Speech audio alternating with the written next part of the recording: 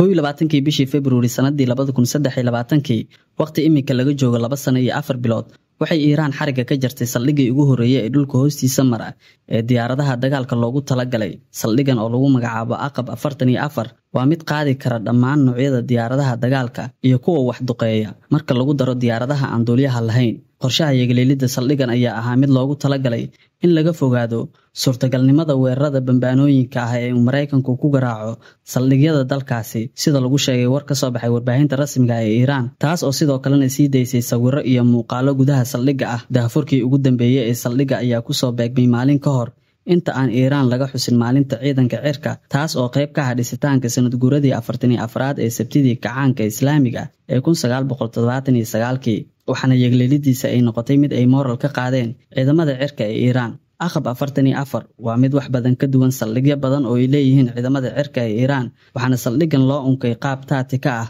oo xeelad ciidan ah, waana sababta uu wax badan uga duwan yahay saldhigyada ku yaala dhulka hoostiisa. Saldhigan oo waqtigan ah kan caalamka ugu weyn marka loo barbardhigo saldhigyada dhulka hoostiisa ku yaala, wuxuu awood u leeyahay inaanay gudihiisa soo gelin gantaalada casriga ah. Sidoo kale saldhigan wuxuu u diyaarin karaa diyaaradaha dagaalka inay ka hortagaan weerarada suurtagalka ah sida qorshayaasha ay isticmaalaan Mareykanka iyo Israa'iil, waxaana taasi cadeysay dowlatuskii military ay dhawaan sameeyeen ciidamada cirka ee Iiraan. Sida ay tabisay wakaalada wararka ee IRNA, saldhigan ayaa loo dhisay si waafaqsan xeerarka difaaca madaniga ee dalka Iiraan, wuxuuna ahaa yool iyo hadaf ay fulintiisa ku haminaysay muddo dheer dowladda Islaamiga ee Iiraan si loo daboolo baahida ciidanka cirka ee dalkaasi. Ilaa iyo hadda oo aasaasidda saldhigan laga joogo muddo 2 sano ah, lama oga halka uu sida rasmiga ugu yaalo. Iska daa sirdoonada reer galbeedka xitaa waxaan xog badan ka haynin dadka Iiraaniyiinta ah, waxaana xoguhu sheegayaan inuu ku yaalo 100 mitir oo qoto dheer oo ku taala buuraleyda Zagros ee galbeedka dalkaasi. Gacanta ciidamada Iiraan waxaa waqtigan ku jira ilaa 300 oo diyaaradood. Iiraan ayaa inta badan haysata diyaaradaha dagaalka ee Ruushka ee MiG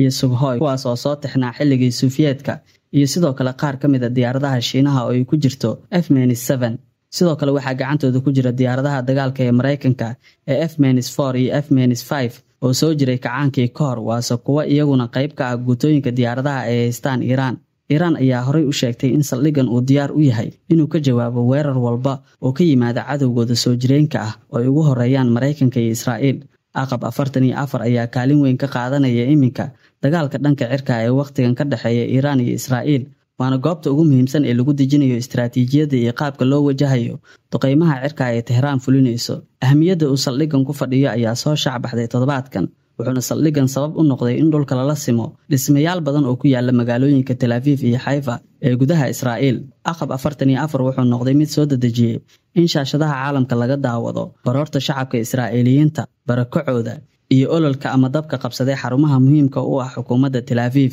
Bartilmaameedka halka uu ku yaalo saldhigan oo aan la aqoon iyo sidoo isaga xakameyn karo gantaalada casriga ah ayaa fududeysay inay badqab noqdaan diyaaradaha ciidamada cirka ee Iiraan, isla markaana ay si fudud u fuliyaan weerarada jiifka u diiday Israa'iil. Mid ka mid ah diyaaradihii ka soo kacay saldhigan Aqab waxay toddobaadkan beegsadeen safaaraddii Mareykanka oo ku lahaa Tel Aviv, waxaana safiirka Mareykanka ee Israa'iil Mike uu sheegay in xaalad adag ay ka taagan tahay gudaha Israa'iil, isagoo intaasi ku daray in ilaa 5 jeer uu ku qasbanaaday inuu u cararo goobo gabaad ah oo gantaalada looga dhuunto. Si kastaba Aqab 44 ayaa noqday saldhig la mahdiyey oo guulo taariikhi ah soo hoyay toddobaadkan, waxaana xusid mudan in saacadihii la soo dhaafay uu door weyn ka qaatay duqeymaha ay Iiraan fulinayso oo isugu jira 100 gantaal iyo kuwa diyaaradaha aan duuliyaha lahayn ah, kuwaas oo geystay khasaare dhimasho, mid dhaawac, burbur hantiyeed iyo hakad ku yimid adeeg walba oo muhiim u ah nolosha Israa'iiliyiinta, taa oo ka dhigan in la helay qayb ballaaran oo ka mid ah dadaalkii iyo qarashkii ku baxay yeglelidiisa.